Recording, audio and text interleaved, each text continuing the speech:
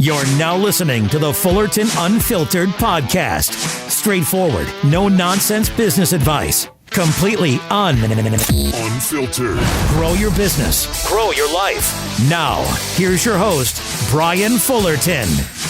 Hey, what's going on, guys? Welcome to another episode of the Fullerton Unfiltered podcast. It is your host, Brian Fullerton, here, hanging with you guys, and good morning. Well, guys, it is Monday morning, and we are off to the races, just like you guys are. We have a ton of work to do and a ton of things to get caught up on ourselves. We are actually coming in real time. We just got done with our marriage conference that we co-hosted with Caleb and Brittany Allman, my wife Liz and I, called Together in the Trades, and that was hosted down in beautiful Nashville, Tennessee, at the Nashville, I believe it's called the Music City Center, and we were just across the street at the hotel, I think it was Residence Inn. Wow, what a great time all of that was. I'm actually coming in a little tired, a little exhausted, and you know what? That's okay, and that's awesome because, wow, what a fun event that was. Together in the Trades 2022 was a huge success. I want to give a big shout out and thank you to a couple of people really quick that made this thing happen, specifically my wife Liz and Brittany Allman. I think Caleb and I kind of rounded out the edges there, but if you guys know what I'm saying, we kind of contributed what we could, but the girls were definitely running the show, and they did an amazing job putting on an amazing event. And then also, really quickly, we had some sponsors for that event. It was Toro, Vermeer, and Synced Up, and including Vermeer was able to send somebody, which was awesome, Trevor from Iowa area, and then also we had Weston Zimmerman with Synced Up. He's over from the PA area. He was able to come swing on by, and his beautiful wife, I believe it's Danella. She was awesome. They were awesome. So long story short, we had this marriage conference. There's 120 folks down there, and it was awesome. I'll tell you what, Nashville, holy cow, if you guys live in Tennessee or Nashville, be proud of your city. But at the same point, I'm not sure if it's specifically for Liz and I, because it is wild. It is growing like crazy. It is loud. It's rambunctious. It's a lot of fun. Don't get me wrong. So I guess it's not for Liz and I because we're not fun anymore, right? We're turning into old farts with our kids. Turn the music down. Ironically enough, actually, we walked off into one of like the side street city bars, if you will, and live music, band playing. I mean, the music was so loud. We literally couldn't hear each other across from the table. And, some young lady, some 22-year-old girl is just singing her heart out, singing country classics. And my wife and I are like, this is fun, but I literally can't even hear you. I'm not interested in lip reading my afternoon lunch, with the conversation with my wife. So I think we're going to move on out. And we did. Actually, and that was part of a scavenger hunt, kind of like a quest thing you had to do that Friday afternoon, which is a fun couples optional kind of thing that we did as this game. And we got to run around and snap a photo of an old statue, snap a photo of a police officer, in service, snap a photo of an emergency vehicle, or all these different things, right? So we were running the town, painting the town. It was wild. It was fun. But that was the last couple days for Liz and I. And so if you guys have ever been involved with like a massive school project, a massive church project, prom, planning, all this other stuff, maybe back in the day, you guys know that coming off a 2 or 3 day event like that, it is a mega dump of adrenaline, exhaustion, and you're just kind of glad it's over at the same point. So forgive me if my voice sounds a little tired, a little raspy. I'm shooting this the evening we get back. We're going to have a whole debrief. I think we're doing an episode with the Almonds here, but literally we didn't even have time to catch up with them very much afterwards because later that evening we all went to dinner. After that, we were all literally exhausted, and then we all had early flights out on Sunday because the airlines are still doing their thing and not as many options to get back home. So everybody had, as you can imagine, early flights back out of Nashville. But that being said, beautiful city, beautiful part of town. There's like the downtown Nashville, and then there's like the strip of Nashville. Okay, if you guys haven't been in a while, and don't quote me on this, but somebody had said something that we heard offhand, and I don't know if it was per day, per week, or per month, or whatever it was, but something like it is the bachelor and bachelorette party city center of the world, whatever it is, right? Like it's the bachelor and bachelorette party center and destination of the world. Like something like 200 bachelor parties or bachelorette parties are happening per day or per weekend or per month. I don't know, but I think it might be per weekend because By the way, if you're a single guy, long story short, if you're a single guy and you're looking for a young gal to maybe scope out, I don't know if this is the right quality, right? We always talk about quality and the kind of work that we do and the content that we put out. But nonetheless, we were actually trying to fish out there for Paul Jameson. I said, Paul, statistically speaking, every 3 seconds, a party bus would go by with the girls, 10, 20 different girls on a bus. And they're all, living La Vida Loca, Coyote Ugly over here. And any which way, you guys can imagine the scene down there. Literally every 5 minutes, another bus would go by. I think it was like copy paste, the same girls, the same tour bus, the same thing, party bus. And we were walking back one part with Paul Jameson. I said, Paul, I know you're looking for a girl out there. This might be your wave. So thankfully, Paul came back on one piece as well, because that might also be fresh meat to the grinder, chum in the water kind of a thing. Any which way, we're always looking for a beautiful wifey for life for Paul Jameson out there. And any which way, a lot of you guys that know Paul, love Paul with the Grid Industry Podcast. It's one of those things there. So quick, funny story. Anyway, one of the last thing for Nashville I heard is that the population growth went from 450,000 to 2 million people in 4 years. Because we had this Uber driver, really, really cool dude. Most Uber guys are guys and girls are just drivers. They're cool. They all have a story. Most of them are like retired and they're, doing it for extra income. They love meeting people. Other people are full-time, being independent. They're kind of entrepreneurs and, came from being employees, if you will, and which is going to be the topic of our podcast here today. But that's one of the things where they all have a cool story to tell. And so anyway, I told them, I said, I haven't been to Nashville in, 15, 20 years. I went there a long time ago. And I said, this looks entirely different. I don't even remember Nashville, number one, but number two, it just looks different in general. And one of the guys said, yeah, well, if you come back in 12 months, it's going to be an entirely different city as well. And again, he said, because the growth of it is insane. He just said, hey, and it doesn't matter your politics here, but he's like, hey, it's a red state. Things are growing. It's a red city, pro-business city. They love business. They love people. A lot of people from California moving over, from the West Coast moving over, New York moving over. And it was just really, really interesting to see that dynamic play out of a booming metropolis. So some of you guys, maybe if you're sick of your state or your state's politics, or you guys are just looking to grow to a place that is booming, the guy said Nashville is where it's at. And I'm sure it's going to be ranking top 5, top 10 places to be living in and moving to in the next couple of years. But anyway, which way, here's what I want to talk about for just a couple minutes here. I've had a lot of conversations with a lot of folks here lately about employees, including my wife. we talk about our guys all the time. We talk about employees all the time. I wanted to do just a short and sweet episode here, actually piggybacking off of a blog that somebody had sent me, the difference between employees versus entrepreneurs. And I think we're getting a lot of questions about employees because you guys are hiring a lot of folks for your first time. A lot of people are expanding their company. They're adding 1, 2, 3, 4 different employees. They're adding a foreman. They're adding some office staff and maybe an administrative assistant type of girl, or a girl who's collecting payments, accounts receivable girl, or a dispatch lady that's, sending out your 4, 5, 6 guys, and she's able to work the phones and take the incoming calls and, dispatch out work or collect on payments and, maybe just reconcile your guys' books while you're out there selling, right? And so here's what I want to talk about for just a couple minutes, the difference between employees and entrepreneurs, because there is some dissonance between the mentality of an employee and the mentality of an employer, somebody who's a business owner versus somebody who's an employee. And sometimes we get lost in those expectations of what we want our employees to do versus based on maybe what we would do. For example, we own the business. It's totally normal or natural for us to want to work nights and weekends and holidays and come in early and leave late. And it's totally normal. You got to think back to your last job because it's been a minute for some of you guys, and myself included. But you got to think a minute to your last job where if you were an employee, maybe you're not so excited or inclined to work nights or weekends or holidays, or maybe come in early and start stocking shelves or updating inventory or getting the line moving or getting the work orders through or whatever. Or staying late, right? Nights and weekends, like I said. One time I was working for an employer and they asked me to come on Sunday. And it was like, Sunday? Bro, I don't mind working a Saturday, but Sunday? And then a couple years later, I jumped into self-employment and probably worked the first Sundays for a decade. I'm just having some fun there.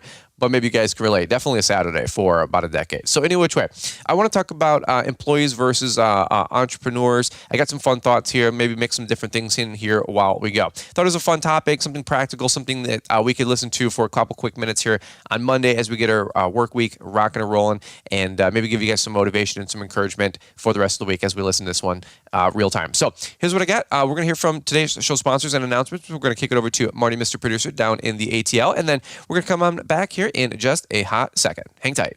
Looking for one place to find all the gear you need? Then Ballard-Inc.com is what you've been looking for. With over 30 years in the industry and 22 years selling high-quality products, we've got you covered. From mower gear, trailer racks, mower blades, safety gear, and more, you'll find everything you need to maximize your efforts and protect your gear in one place. We are constantly bringing you new products to make you effective, efficient, safe, and profitable. Make sure to use Brian's 10 to save 10% at checkout. We've made our website even better and easier to use, so head over to Ballard-Inc.com today and gear up. We appreciate the support and hope you have a great season. All right, guys, we're going to jump right back into it. Really quick, before we do, I wanted to, number one, credit the source of this article. This is actually from lifehack.org. And the young lady that wrote the article, Jessica Oman. So I just want to credit that really quick. 15 differences between employees and entrepreneurs. This is a blog that somebody had sent to me, and it was just relating because they were hiring some people, and they said, hey, this might be helpful for you. And going through some of these 15 different things. This is this young lady's opinion. I'm going to probably kind of chime in as we go and kind of share my thoughts. Really quick, before we go all the way down the rabbit hole, just to put a little bug in your ear, if you are hiring employees and you need some great resources, namely an employee handbook and an employee application form, please check out lawnchpreneuracademy.com. I'm getting a lot of folks asking, hey, how do I hire somebody? How do I add somebody to the crew, like I was alluding to earlier? Hey, really quick, before you do all of that, you need to have just a couple pieces of documentation in place before you add them to your payroll.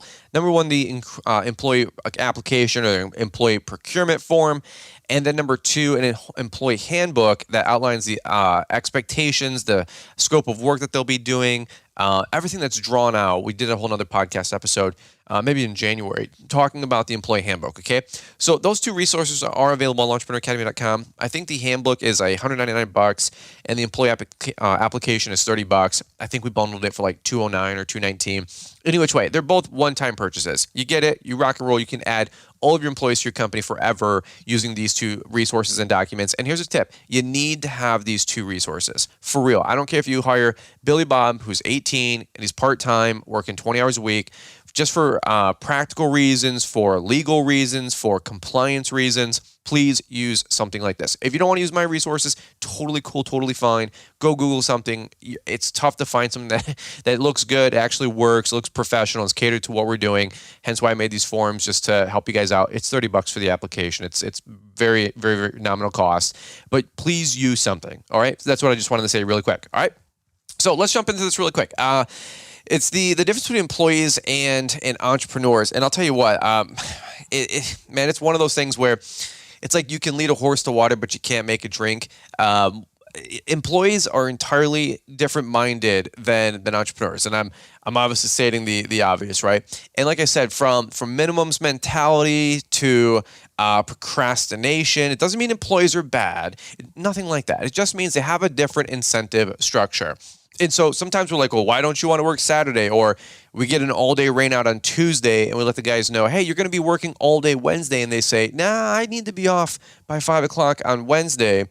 That's why when you hire somebody, you got to set those right expectations. Hey, here's how our industry works. If we get a rain day on Tuesday, you're working all day Wednesday. It's just how it works. If that doesn't work for you, figure out the schedule. I need an extra 4 or 5 hours, 8 hours to make up that day. If it's not Wednesday, it's going to be Thursday, okay? And if they say, that's just not going to work for me, hey, look, based on the nature of what we do, I'm sorry, this isn't going to be a job for you. Same thing with snow removal. I've got guys that are like, how do you do snow removal? And how do you get employees to come on in at 2, 3, 4 in the morning? Here's a tip. Number one, you got to pay them really good. Okay, that's just obvious. But number two, it's expectations. Okay, you have to let them know, the employees know, there's going to be times where the snow ends at 11 o'clock at night on a Tuesday and we're going to go out there for 12 to 18 hours straight, and we're going to go plow snow. And when the snow falls, the money falls, and we have to go make that money. That's just how the company works. You're going to get a salary. You're going to get a baseline check. You're going to get a guaranteed half of your salary as a payroll check through the winter. Whatever incentive you guys do. Hey, I'll guarantee you $400 a week to be on call. I'll guarantee you $800 a week to be on call. I'll pay you. Normally, your summer rate is $18 an hour mowing grass. We'll pay you 25 or 28 or $30 an hour. Hourly only, right? No salary, but hourly only if you work winter and winter hours. That way, when there's a snowstorm, when we work 15 hours straight and you're getting $30 an hour, you can make, $300, $400, $500 in one day. And by the way, if it snows, many of you guys that deal with snow, for example, it's going to snow once or twice back to back in that week once the weather system comes through, disrupts everything. Cleanups, tidy ups. Normally, snow is not just a one and done, one day kind of a deal. Usually you're cleaning things up for a day, day and a half, maybe 2 days. So it's not that hard for you guys to make $200, $400, $500, $800 hourly in a couple day window. For example, last year in February, we had that 15 inches come through. It was like 9 inches of slush where we got it, 15 inches from here to Ohio. And my guys worked probably 30 hours in 3 days, 2.5 days, right? So it's not, maybe even more, to be honest with you. So in any which way, employees, let's go through her top 15. I don't want to stretch this episode out, but let's go through this really quick. She said, number one, employees seek direction while entrepreneurs create a path. Employees tend to seek help when a problem arises at work. Entrepreneurs create the solution and keep the organization moving. I like that. Here's one thing that you got to have with employees, typically a narrow range of tasks, right? They want to punch in, do what they're supposed to do, punch out, rinse and repeat. Others, like entrepreneurs, I should say, they have to create a path. They have to create that system, that SOP, that standard operating procedure. They're creating that job task and those responsibilities for that employee. Two different mindsets out there. Okay, number two, employees do while entrepreneurs listen. If the employees who get the most out of the work done in any organization, but in order for them to do it well, the entrepreneurs at the helm have to listen to their needs and ensure they maintain a productive and positive work environment for staff. So, for example, same thing. You're always looking at the pulse of your business, the dynamics of your company, your culture, right? Your people. How are they doing? How are they getting along? How are your customers doing? How are they getting along? You're always got your thumb or your finger on the pulse, or you should, right, for your company, your business. By the way, also your financials, right? Your cash flow. You're always talking to your accountant, right? Trying to get the pulse on things. You're always listening to the company. You're not just out there selling all day long. So employees do. Entrepreneurs listen. I like that. Number three, employees take fewer risks while entrepreneurs live for them. It says, while doing things the safest way can actually be good for an organization, it takes a risk-tolerant entrepreneur to believe in and build the organization in the first place. Man, that is so true. And by the way, think about the last job you worked at. Were you incentivized to take risks, or were you penalized to take risks? Most of us, if we were working in an employee situation, we were penalized by taking risks. And I'll give you, for instance, let's say you're some awesome corporate America guy making $80,000, $150,000 a year, or even a teacher working in a school system, and you've been doing it for 20 years. What do you think the incentive is for somebody like that to stick their neck out to try to suggest something new or implement something new, try something new, versus upsetting the apple cart, maybe sticking their neck out, something doesn't go well, and then they are going to have get reprimanded for it or face the consequences for it. In corporate America, let me give you an example. I heard somebody tell me this once. They said, if I try something new in corporate America and it's successful, I'm going to get a 1X. I'm going to get a high five at best. I'm going to get an attaboy at best. But if it fails, and I lose money for the company, or that product launch fails, or that line doesn't go anywhere, I'm going to get a minus 10x. I don't know what that looks like, but I'm going to get a minus 10. So what is the incentive for an employee out there to try something new and get a +1? What if they fail? In most companies and most organizations, they're going to get a minus 10. They're going to get a ding more than they're going to get a promotion. That always stuck with me because you have to incentivize your employees to, in some regard, take risks, because that's how an organization grows. That's what an entrepreneur does. You take risks. You put out capital, you buy equipment, you buy machines, specifically with what we do. And by doing so, we're putting our foot out there. We're trying to throw our sail out there on the coast, and we're trying to catch the breeze and take this thing out into deep water. Employees, they'd rather stay in the safe harbor, right? And so I'm always telling my guys, I'm like, hey, if you want to make more, do more. Here's the opportunities in front of you. It doesn't really mean risk more, but we have to bring more in. How do we bring more in? Well, we got to put ourselves out there, and that means putting our boat into deep water and getting out of the harbor. So employees take fewer risks while entrepreneurs live for them. I don't know if I really live for risk as an employee, as an employer, or as a business owner, but I do know that what we do is risky every single day, and I think it just comes with the territory. All right, number 4, employees are often specialists while entrepreneurs are generalists. I think that is one of the most made statements that I've read in a while. I heard that once before. It's been a minute. So like they say, specialist, where you're really good at 1 or 2 things, generalist, where you're good at 5 things, 8 things, 10 things. It says that entrepreneurs need to know a little bit about a lot of things, in part so they can power the specialist employees who work for them. In fact, a Swiss-German study found that specialists tend to be employees for life, and in fact prefer that role. So that is really, really interesting. So a narrow range of skills or a narrow range of activities. Let's say you're and think about that, how that is worked out in the day-to-day world. If you are a neurosurgeon, a brain surgeon, a brain doctor, and you're there to fix people's brains, for crying out loud, I would not be qualified in 100 years to do any kind of work like that, right?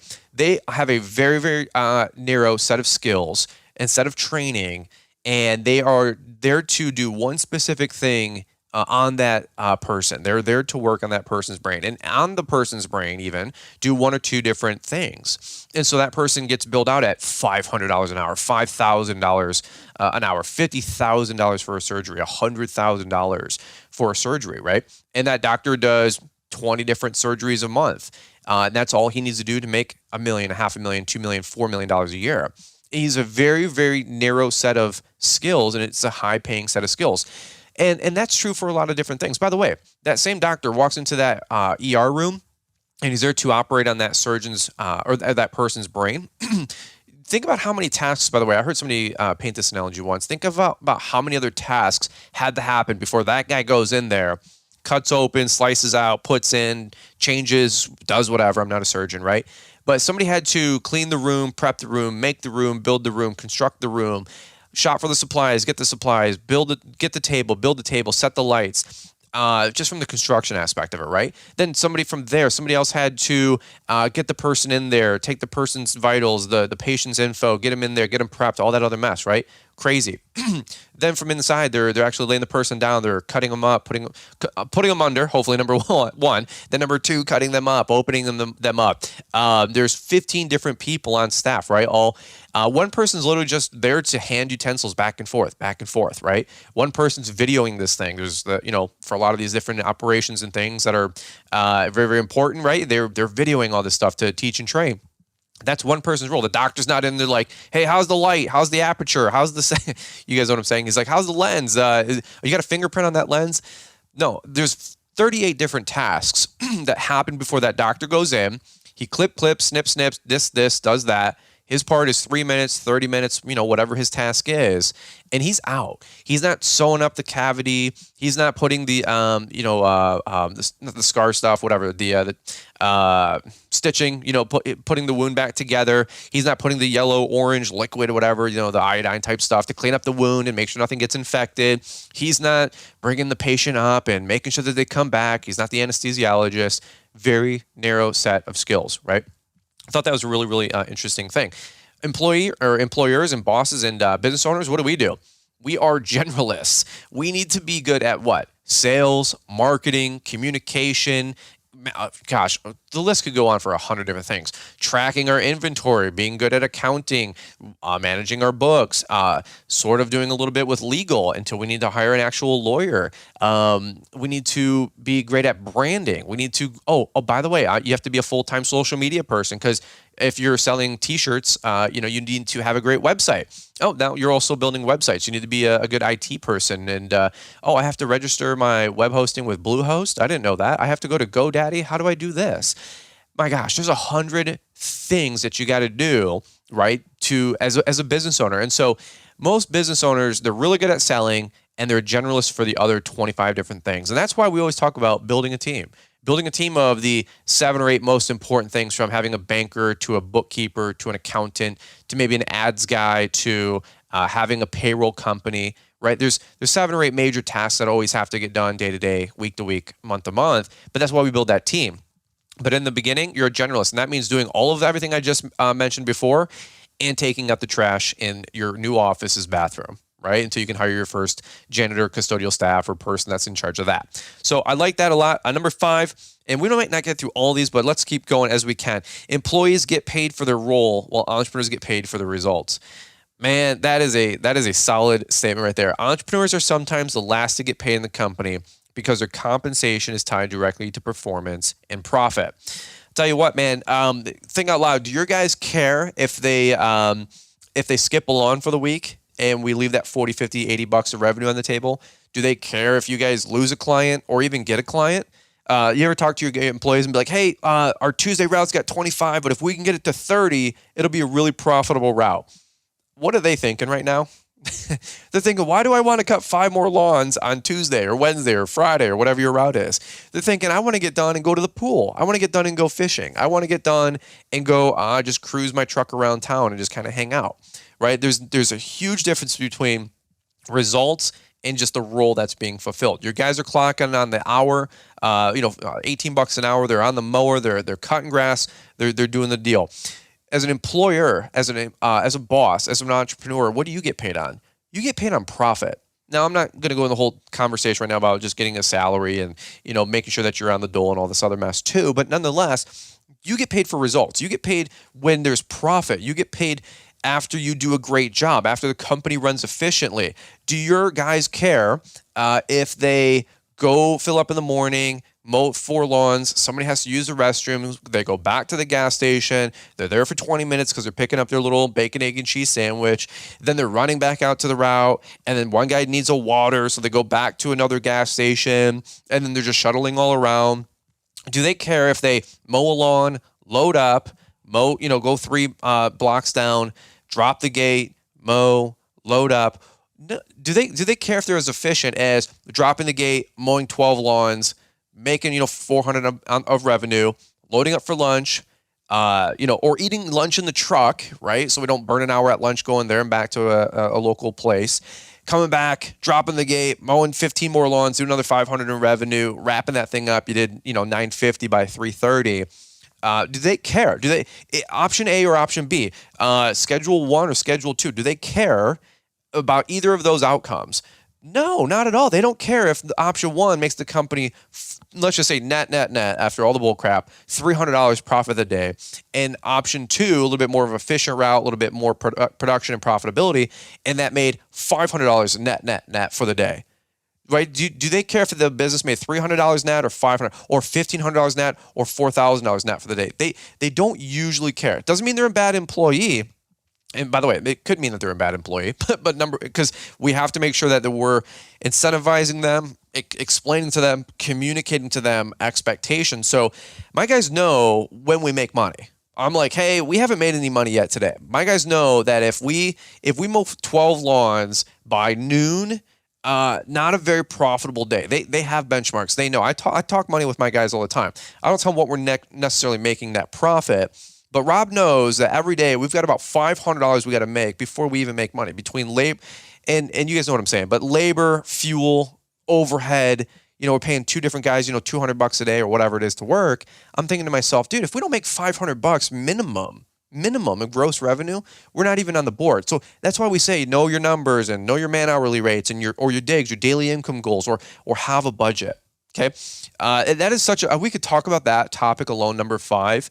Employees versus entrepreneurs. One gets paid for their role, the other gets paid for the results. Now, you could argue a little bit, by the way, just not to throw the employees totally under the bus here, because employees do get paid for results too. Number 1, if you have employees at your company, here's what I would say. Spend some time letting them know what the work that they do does for the company and how it translates to profitability. They might be in a situation that is not a revenue producing role, but they're in a support role for that company, and they're just as important as somebody that's bringing in revenue from a production guy to a sales guy. Okay, your dispatch lady, she might not be quote unquote bringing in money, or your on-staff accountant, she might not be quote unquote bringing in money, but what they're doing behind the scenes is contributing to that, or helping it maybe run more lean, or just making sure the organization and the aircraft carrier you're building stays afloat, right? And so don't let the sales force and your production guys treat the office people like they're scum, and vice versa. Don't let the people that are working in the office feel like they're a drag on resources compared to the people that are quote unquote bringing in the revenue, right? I've heard many people discuss conversations like that. Here's what we're going to do. We're going to do two more, and then I think I'm going to do a part two of this because after reading this out loud, I'm really enjoying this kind of conversation. Let's do this really quick. We'll go through number 7. We got 2 left then. So number 6, this lady says, employees love holidays because they get the day off, while entrepreneurs do because they can work all day with a few interruptions. Employees love holidays because they get the day off. Entrepreneurs love holidays because they can work all day without interruptions. Man, I could give a dozen examples about that one as well. And that's the truth. And by the way, I always ask my guys, hey, it's a holiday. Do you want to work? Yes or no? In our employee handbook, we have all the different days that we have spelled out that they get for the day off as a paid holiday. And by the way, as you have employees, there's certain things you have to comply with. So make sure you're checking with your local and state laws, your federal laws. Get the employee handbook and then go find a payroll company or an HR company by you and say, hey, can I cater this to me? Would you consult this to me based on my specific situations? Because there's certain things that you do have to, especially as your company grows, being compliant with, from FMLA to after they've worked with you for a week or not a week, a year or 2 years. Different things change with their vacation days. And, how many hours minimum if somebody comes in and you get a quick rain, you didn't know we're going to get a snap shower that, rushed through and everybody's going to go home. Do you have a state minimum that you're supposed to pay those people? In Michigan, I got to pay them 2 hours. So shame on me if I didn't check the weather that morning. We get a rain out at 9 a.m. I'm like, we might be able to hold this one out. Then you just realize rainstorm, it's not going anywhere. It's going to be an all-day rain out. Oh, well, my guys only live 10 minutes down the road, so thankfully it's not that big of a deal. They're in and they're out. Well, not really, because you have to pay them a 2-hour minimum, at least in my opinion, based on our state's law and my interpretation, which is, yes, that's what you have to do. So any which way, do you know that? But going back full circle to this, employees don't like working holidays. Can you really blame them? I'm just going to throw the question back out to ourselves. Like, can you really blame them? Now, a lot of my guys, I always say, hey, if you guys want to work till noon, 1, 2, on certain days like Memorial Day or maybe Labor Day, even 4th of July, of course we celebrate all those days. But you know what? We always say, hey, if the holiday is going to land on a Monday, we're going to end up working that Friday or Saturday anyway if we take that whole day off. Right? Like that was always my qualm working at True Green back in the day. God bless those guys, but it would be 4th of July and they're like, hey, you guys all get 4th of July off on Wednesday. And you're like, yeah. And normally we'd work till 3 o'clock anyway, right? And then they'd be like, hey, just so you know, it's a mandatory Saturday. It was always a holiday week included a mandatory Saturday. And my attitude was like, yo, I'd rather just work the holiday and be done by 2, 3, 4 o'clock and not get stuck working that Friday or that Saturday. And it was never the case. And True Green, if you're listening, I don't know if you still work that way, but you need to figure that out because you want to talk about a pure morale buster and killer. Because here's why. How many holidays now do we have in the U.S.? That would actually be a good thing to look up. I might try to do that real time here in a second. But how many holidays do we get off? I heard something like back when the Romans and all this other mess, when they fell, they had something like 1 out of every 2 days was a holiday. How many holidays do we have in the country today? How many holidays in the U.S.? We're doing this real time. I wonder if I can get that. As of June 2021, there are 11 annual federal holidays in the United States. Yeah, and then how many state and other ones? There's no way it's 11, dude. Maybe, but I'll tell you what. It seems like every corporate America person I talk to, including like my younger brother and his wife, they have like, I don't know if they want me to share this, but they get like 4 weeks paid time off, 28 something like, well, that's for the 4 weeks time off. They get like another like 11 personal days plus all federal holidays and then any like state type holidays. I'm not even going to get into it, bro. You want to talk about it's so wild. It's just so wild. They get literally like 40 or 50. Because I was going to hire my younger sister with the whole Carhartt thing. And not my sister-in-law. And she was looking to leave Carhartt because of all their nonsense behind the scenes. And I said, well, you know what, just, if you don't mind me asking, what are you guys getting paid? Like, and it was, it was a decent amount. And I said, well, I could maybe, do that. And maybe you could be my social media manager. I don't even know what that is. Right. And anyway, this is a transparent conversation. I said, that's cool. And she goes, what about benefits? And I'm like, what about benefits? And I said, I could do like maybe healthcare and all this other stuff, but I'm not doing the 401k thing and all this other mess. I said, well, how many PTO days do you get and personal days? And they told me, and Liz and I started laughing. I mean, and I have no filter. I literally hysterically started laughing. I said, are you kidding me? It was something like 40 some days. 40, like total combined, like between vacation and you're like, well, what's wrong with that, Brian? They paid their dues. I go, listen, dude, that's just not how it works as an entrepreneur. I don't think I've taken 40 days off in a decade, and I don't want to. You're like, well, Brian, that's your fault. No. Like different attitude, different mindset. I wouldn't want to if my life depended on it. I want to work. I want to go work in my company. And that goes back to, so in which way, obviously we didn't hire her just yet for running the show, but I was like, there's no way I'm paying you 40 PTO days. I'll give you a week. I'll give you a week vacation after you put a year in with my company. And I'll give you 2 after you put in 3 years was my statement. And I'm like, ain't nobody getting 40, 50 free lunches around me. There's no way. And by the way, talking about employees love to work on the holidays because there ain't nobody doing anything. My guys love working the holidays. We're already going to be out working until 2, 3. We'd rather be out working 2, 3, 4 o'clock when there's no traffic, no construction, no sheeple out there messing things up. Or you know what I mean? We can get a route done an hour quicker on every holiday because there's no traffic and there's no people and there's no nonsense and it's quiet. You can get a spot at the gas pump, all this other mess. And by the way, why do entrepreneurs always seem to make so much more quote unquote headway than employees? Here's a tip, because they're working 11 extra more days per year than everybody else right off the rip, apparently, if we have 11 federal holidays. And people are like, well, Elon Musk is so successful. And he said, the only difference is that I work 80 hours a week and you work 40. Now, times that by a decade, and there's your missing ingredient, one of your missing ingredients. So everybody wants to take their holidays off. That's fine. Liz and I work every holiday. We don't care. 4th of July, we work till 3, 4 o'clock. Then we fire up the grill. We go make burgers. We go a mile down the road. There's a lake, and people are, living on the lake. They're a little bit more, have their money together, and it just comes with the lake life. If you guys live in Michigan, or anybody that's got a lake, it's the mortars, it's the rockets, it's the cool stuff outside of anything that your local town or city puts on. And we go watch the fireworks, and we go get some Dairy Queen ice cream, and we smear cake on, in our faces, and we have our 4th of July. Okay, it doesn't mean I don't have to work that day.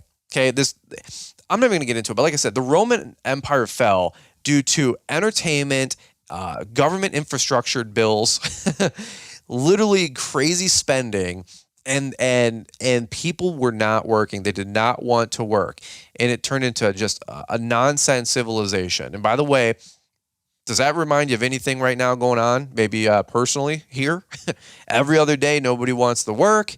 We're all concerned about sports and entertainment. Nobody wants to, have any grit. Nobody wants to get anything done. And we're passing nothing but, government spending bills left and right. It's just, talk about the signs of a civilization on the demise. Any which way, employees love to take holidays off. Employers or entrepreneurs love to work them. Liz and I love working on the holidays. We get so much done. It doesn't mean we don't honor and respect or pay tribute to whatever quote unquote holiday that is. But here's the deal. From Martin Luther King Day to Juneteenth or whatever people are coming up with or making up or doing or adding or subtracting or this or that, Liz and I are still going to be working that day. I don't care your day. I don't care your holiday. Other than Christmas and Thanksgiving, me and my guys were putting in work. And here's a tip. In Michigan, sometimes on Thanksgiving, we work. We go work 8 to noon. We do 2, 3 leaf cleanups, put $1,100 on the board by 11 a.m., doing 2 quick commercial cleanups or 3 commercial cleanups. Rob and I do that all the time. I don't make my guys do it. They want to do it. They want to make the money. And if they don't want to work, I say all the time, then they don't have to work. It's totally cool. It's an optional day. By the way, Christmas, I think I've plowed snow out of the 6 or 7 years I've plowed snow commercially. I think I've plowed snow probably 3 out of the 6, at least 3 out of the 6. I didn't care. We did the little family thing, went over to my house or my mom's house. We did Christmas at our house. And then Liz jumped in the plow truck and we plowed snow for 8 hours, right? I mean, that's just, We didn't care. And I'm not going to make my employees come in on Christmas, but at 12:01 on the 26th, what do you think they're doing? You're getting your butt in the plow truck, and we're going to go to work. Okay. And by the way, most of my guys, they want to go plow too. Okay. They want to get out of the family thing. Hey, work called. I got to go plow snow. And they use you as the butt to get out. Right. And that's totally awesome. Okay. Any which way. Let's do one last one, and we're going to do a part 2 here. Maybe we'll wrap this up later this week. Number 7, employees appreciate steady employment while entrepreneurs are comfortable without job security. That's a good one. It says right here, entrepreneurs know that it's risky to build a business, that they must sacrifice steady employment in order to build the company. Think about that for a few minutes. Employees appreciate steady employment while entrepreneurs who are comfortable without job security. I wouldn't say I'm comfortable without job security, but I'm willing to be uncomfortable for the upside. Okay, just me personally. Now, as an employee, they want a guaranteed paycheck. They want guarantees. They want absolutes. Go have your employees out there and they want a 40-hour week paycheck or whatever you guys are paying them. And they're supposed to be due for that paycheck on a Friday or bi-weekly, right? For example, like our guys are. What happens if you miss that Friday paycheck? You're getting a call. Hey, where's my check? Hey, I'm going to quit. Hey, I'm going to sue you. Hey, I'm going to this. Hey, I'm going to that. Employees want their paycheck, right? They want guaranteed income. And I totally get it. They want security. I mean, that's why they're employees. They don't want the day-to-day bull crap of running a business. They don't want the, hey, one day, and I say this many times on the podcast, one day in your business checking account, there's $1,000. The next day there's $20,000 until you can really get some cash flow moving in.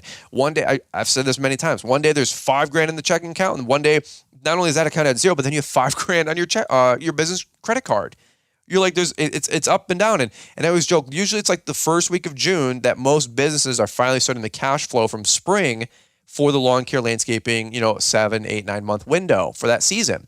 Now, of course, you can do some mowings, fertilizer applications, all this other stuff in mulch jobs and your spring aerations, your dethatchings. That's why we're so big on that in the spring to start cash flowing this thing. But for the most part, I don't get paid, the first week or two of April and then the first, full month of May until, credit cards on file for our residentials till the first week of June and most of our commercial stuff until second, third, fourth week of June. So I always joke with Liz, I said, it's just even today, we front so much money. We probably spent, I don't know, 4, 5, 10 grand on mulch and labor and gas and this and that and yard signs and marketing, just like you guys. And then it all starts coming in, which is right about now, real time, mid to late June, July, August, we're sitting pretty. We get a bunch of cash flow coming in, all these commercial accounts, the mulch money, the spring cleanup money, all this other stuff a month, 2 months later. It's just how it works. But you know what? I'm okay with that. I don't mind living with a little bit of uncomfortability. I tried to use that word once on another podcast. Maybe it's not a word, but I don't mind living uncomfortable for the upside. By the way, not everybody's into that. That is one of probably the most distinguishing differences between employees and entrepreneurs or somebody who wants to start their own business. You go from a quote-unquote guaranteed paycheck, guaranteed is relative, because, by the way, who guarantees that your employer is going to be cutting your paycheck? And I don't care if you work for one person of one company, little small business with you one other guy and a new startup, or you have a General Motors. Okay, because everybody between 1 and 100,000 employers have all missed the mark at least once, for real. And by the way, the companies that get bigger, there's no guarantee that you're getting your paycheck. There's no guarantee that you're getting your pension. And I can go through 100 different nationally, televised examples of companies from the Enrons to the airlines to the cruise companies that have all lost money, went bankrupt, lost pensions, restructuring, all this other stuff. So don't put all your eggs in one basket thinking that your employer, just because you get a paycheck, you're always going to get that paycheck or you're always going to get that pension. That's just not true. One thing I heard really quick, I said this on a podcast a while ago, there's two mentalities out there, security or freedom. And they're in conflict with each other because you can't have both. Because, for example, somebody's like, well, I want a safe, secure, situation. I want a secure opportunity. I want a secure. There's no such thing, right? There's no such thing. Let me give you a quick, for instance. Somebody told me once, they said, hey, what's the most safest place in the world? I said, I don't know. And they said, a maximum security prison cell, right? Like, ain't nobody getting in, ain't nobody getting out, right? And if it's a rubber room with some padded walls, like, you ain't hurting yourself for the most part. It is the safest place on planet Earth, right? Arguably. Okay, but how much freedom do you have there? None. How much opportunity do you have there? Absolutely none. So people are like, well, I want safety and I want a safe, secure business and I want to have guarantees. And I'm like, yo, you're barking up the wrong tree. That's just not what's available. Okay. It's just not how it works with entrepreneurship. And by the way, with entrepreneurship, you don't have a secure paycheck. You don't have a guarantee. Nobody's guaranteeing you're getting customers. Nobody's guaranteeing that you buy a Turf Tiger 2 for 14 grand and you're going to start cash flowing this thing and bringing in 12, 15, 18, 20 grand a month in revenue. There's no guarantee. But here's the thing. I can't guarantee either that you won't blast through expectations and start having $40,000 months when you have a team of 4 guys and you're mowing, 240 weekly lawns, right? So I can't guarantee you the upside because you might smash through expectations, right? So some people want guarantees. Some people want opportunities. For me personally, Liz and I, it is tough, man, because we don't have any guaranteed quote unquote income, right? I mean, we're only as good as our last at bat. And we're only good as we are today, right? If we don't go out and produce, guess what? We don't get paid. Now, the idea is to start investing into things that can pay you if you're not active. That's called passive income, which I encourage everybody to do. People are like, 401ks and retirement accounts. And I'm like, that's absolutely awesome. Save for your rainy days. That's awesome. But you know what? You better start investing into things that cash flow. From real estate to buying car washes and Jimmy John's franchises or whatever.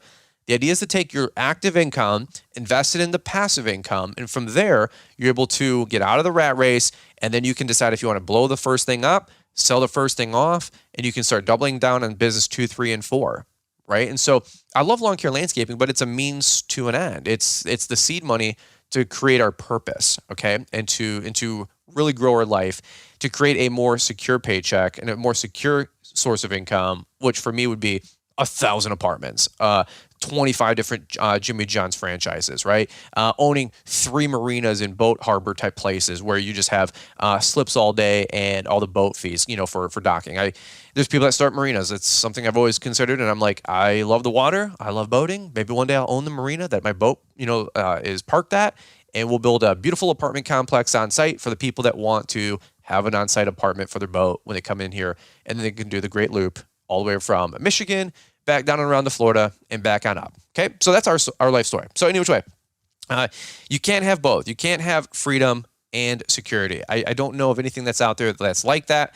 If you do, holler at your boy and tag me on Instagram and share me a DM, okay? Well, here's what we're going to do. We're going to button this thing up. I really appreciate you guys listening into this episode. This is actually some fun conversation. This actually got me charged up more than I thought. And so employees versus entrepreneurs, there's probably a top 100 list of things that are different. Right now, we're going through this lady's list of her top 15, and we went through 1 through 7. We'll wrap up this later this week, whether it's on Wednesday's show or Friday's show with 8 through 15, and we'll get into this a little bit more. Was this fun? I think so. It was really actually fun for me to kind of spitball some different ideas with you guys. Employees versus entrepreneurs, man, they're entirely different mentalities, entirely different attitudes. And as we wrap up the second half of this, I'll make sure to kind of clue you guys in with some other, personal opinions as we continue to work on this thought through the rest of the week. Really quick. Just to button this thing up, later this week, I'm hoping to catch up with the Almonds from Together in the Trades and just give you guys a debrief of the event. If you guys aren't following Together in the Trades, that's our annual marriage conference we do. Last year was in Waco, Texas. This year it was in Nashville, Tennessee. I think the consensus is let's take it a little bit more west to like a Colorado or a Utah. Maybe even change the time of year we put it on. That's an option on the table, although a midsummer break is always really, really nice. So we're kind of shooting some ideas and shotgunning some ideas back and forth. But I'm hoping to catch up with those guys and do a debrief and let you guys know just their thoughts about the whole event because we had a ton of fun. And if you were there, thank you for coming.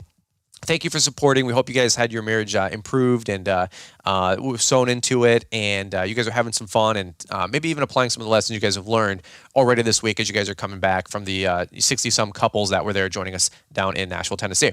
All right, one last thing as well. Don't forget to check out LaunchpreneurAcademy.com if you want to get the employee application and handbook. I see quite a few people purchasing those on Launchpreneur Academy every week, so we do appreciate that support. If you have questions with it, shoot me an email. We did personalize it to my company. Make sure you guys personalize it to your company. If you're ever thinking out loud and you're like, I got to hire somebody, I got to hire the next guy, or I think I'm at the point where I need to start hiring some people, and you're like, yeah, how do I get that person onboarded to my payroll company? How do I guarantee that my bases are covered and their bases are covered with expectations? Think about going to launchpreneuracademy.com, getting the employee handbook and or the employee application. For real. I'm telling you, there are great resources out there. If you're not impressed with them, shoot me an email. We'll get you a full refund. It's not a cash grab. It's just a resource out there to help you guys grow your company. All right. That's what I got today. Super excited about that. If you guys need anything in the meantime, don't forget to tag me on Instagram, shoot me a DM, shoot me an email. Always here for you guys. Thank you for all of you guys that have been using the Brian's 10 code on all the affiliates. Also, we dropped a video last week from UZ Marketing. If you guys need yard signs, just had a really good video drop from those guys last week, Wednesday. I think it was Wednesday or Thursday.